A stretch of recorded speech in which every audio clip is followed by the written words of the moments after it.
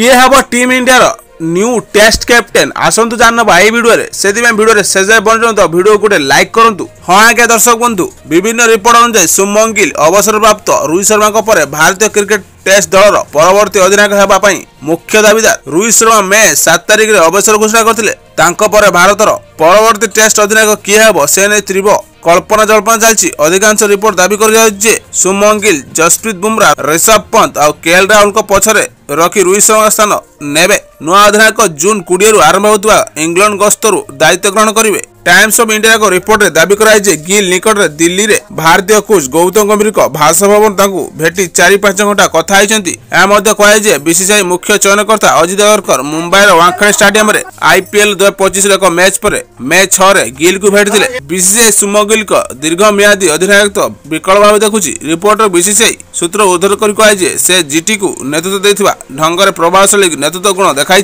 जो माने सीजन ले वर्तमान शीर्ष अच्छा।